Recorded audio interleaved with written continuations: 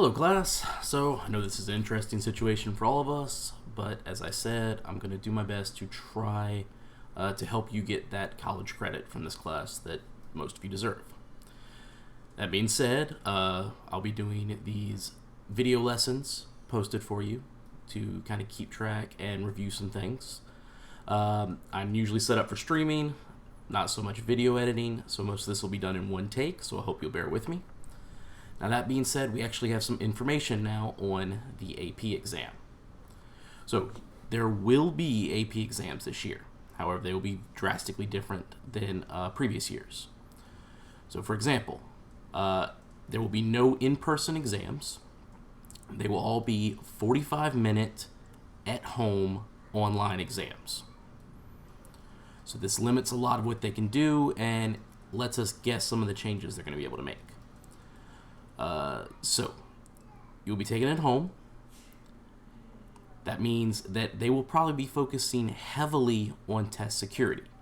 They haven't announced any details, but I guarantee you they will be checking plagiarism very closely.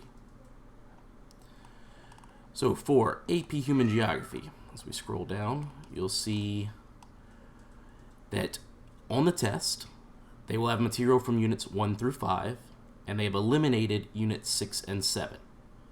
Now, luckily for us, we have covered units 1 through 5 in class. We were actually on track. So, everything on the exam is going to be of the things we've covered in class.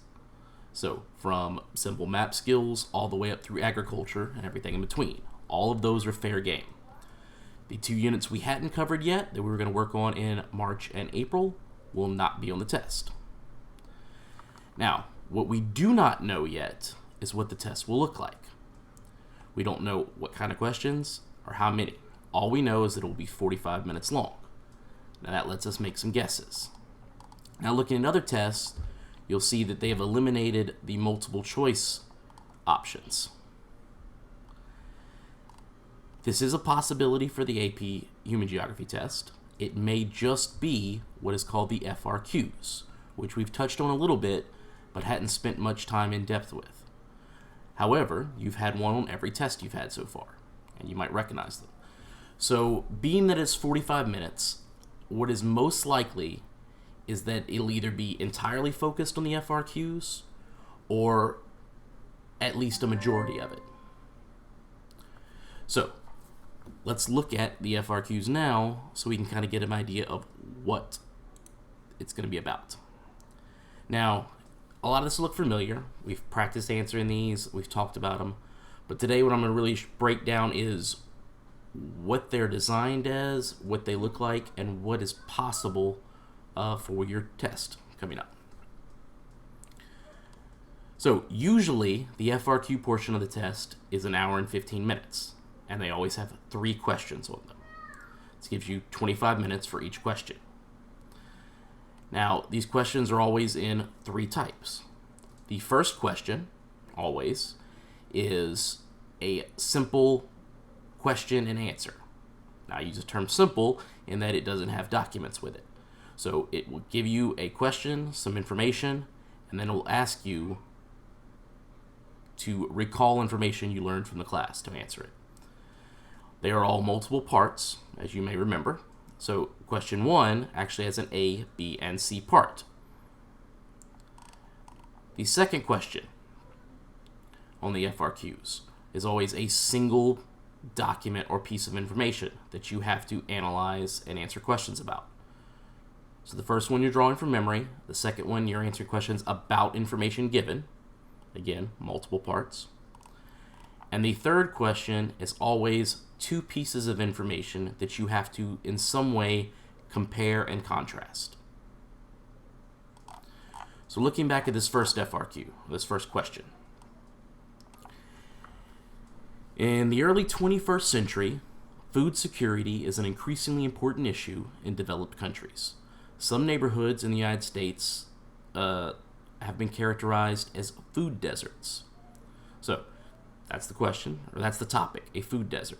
Now it's even going to give you the definition. Food deserts are areas with little or no access to healthy and affordable food, or limited or no access to fresh fruits and vegetables. So even if you didn't know what the food desert is, it's not something we discussed, but they give you the definition. So you have to take what we've talked about and try to answer this multiple part question. Now, I can't stress enough for these questions. Every word in this question matters. They give you action words and they give you parameters. So if we look at part A, describe what kinds of information geographers use to map food deserts. So you are describing. So your answer should be a description. Now, what you are describing is what kinds of information geographers use. Now, this takes in stuff from Unit 1, let us know about what types of maps, how geographers use maps, and also Unit 5, talking about agriculture, and several other units, development, distribution, population. So you're bringing in everything together. Now, if we look at Part B, identify and explain. So for each part of this, you're going to do two things. So you're going to identify and you're going to explain. 2 reasons. So here you have your actions and your parameters. So for this, there should be 4 different things. You should identify your 2 reasons. So list one reason, list another reason, and you should explain them both. So 2 reasons that food deserts exist in urban areas within developed countries. So you would write down your first reason and then explain why that causes food deserts to exist, and then you would write down your second reason and explain why that causes food deserts to exist. For C, identify and explain, so the same action verb for this one. 1 impact of living in a food desert. So this one you only have to do 1. So part A, you should have 1 answer, a description. Part B, you should have 4 parts, 2 identified reasons and 2 explanations for those reasons. And then in part C, you should identify 1 impact and explain 1 impact. So the best advice I can give for these is break down to make sure you know what these questions are asking. Answer the question, not what you think the question wants you to answer. Right? Follow the parameters and the action verbs given. Now when we go on to the second question, this is for a single piece of information, some sort of graph or map, usually. Now this one's going to be on infant mortality rates. That's easy to tell because that's what the map's about.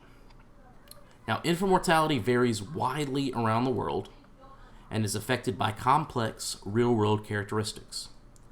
The infant mortality rate is a key demographic indicator that can be used to assess social, economic, and other conditions at multiple geographic scales. So this is your information. This is telling you about infant mortality. This is telling you what it affects. This is giving you the topic you're going to be discussing in questions A, B, and C. So let's look at A. Identify the predominant ranges of the infant mortality rate found in South Asia and in Western Europe. So this one, you are identifying. So it's asking you for the ranges and predominant, mostly. So you're just taking information from this map to answer this question. You only have to identify. Now, however, even though it doesn't say 2, it is asking you to identify ranges in both South Asia and in Western Europe. So you're going to have 2 answers. So for example, if we were looking South Asia and Western Europe, we can tell what's the predominant color here. So we'd use our map legend or table. And then we would identify what's the predominant infant mortality rate in Western Europe. So part B, describe. And once again, 2. Now, you're describing 2, but see this other keyword, economic. So any answer you have for this should involve money. We're on economics now. So describe 2 economic reasons for the level of infant mortality rates in Western Europe. So in A, we've already discovered what the mortality rates were in Western Europe. And then you were going to just give me 2 monetary or economic reasons why it is what it is. Now, as we can see here, it's a very low infant mortality rate. So you would tie in, why is Europe's economy keeping the infant mortality rate down? Part C, identify and explain a specific way in each of the following 2 United Nations Sustainable Development Goals. They're intended to affect infant mortality rates in rural community in South Asia. Now, if you notice, Part A told us to look at Western Europe and South Asia. Parts B and C are asking questions about that.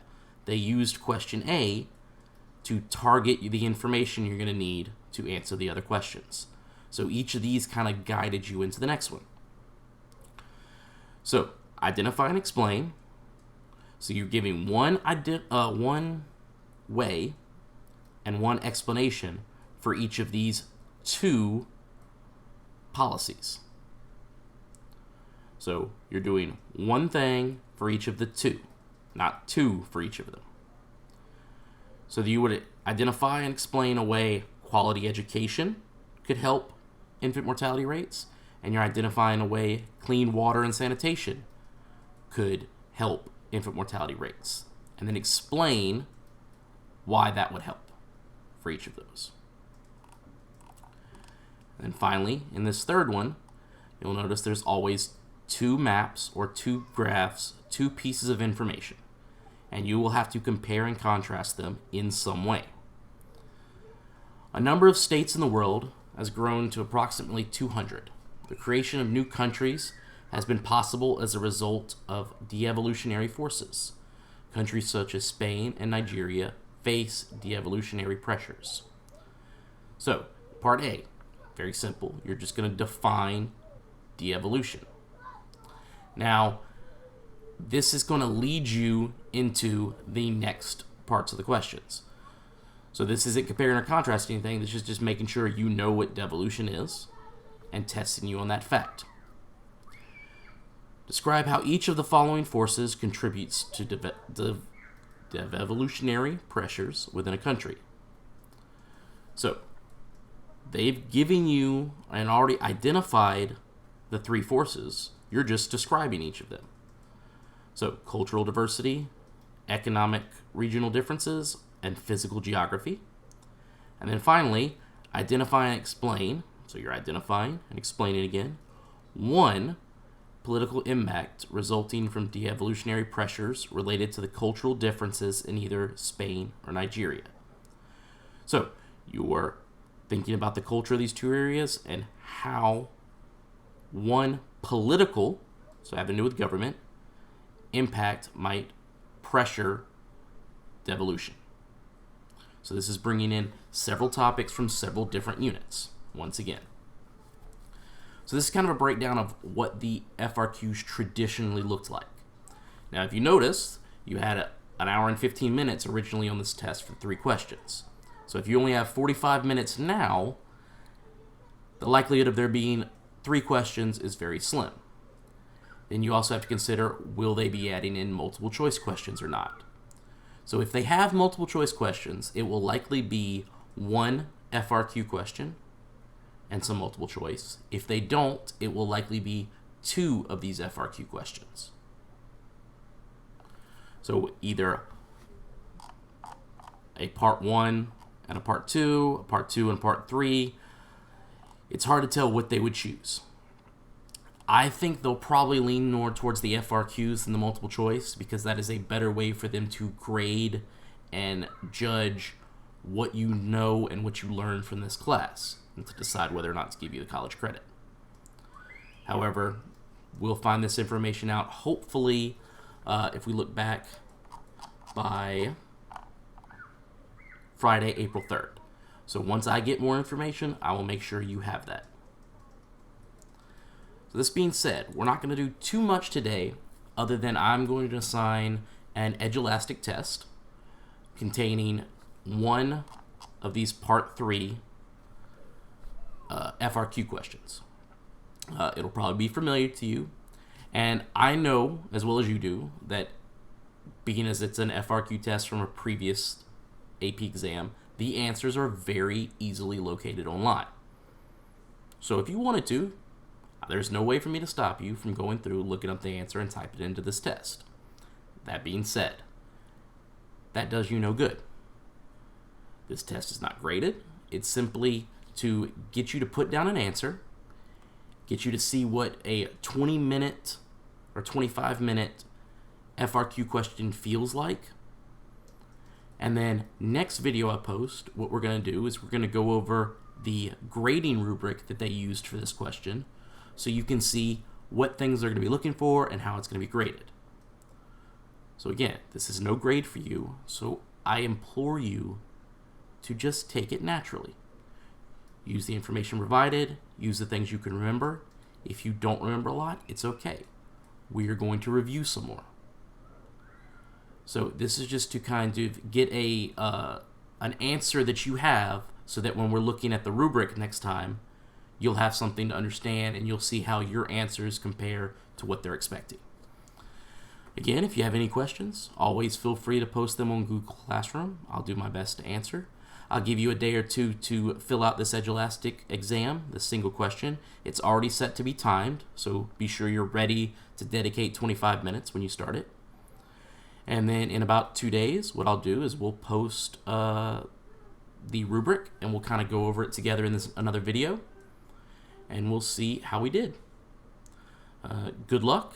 Again, as I get more information, I will update you as we go. And we're all in this together. Hope y'all are staying safe.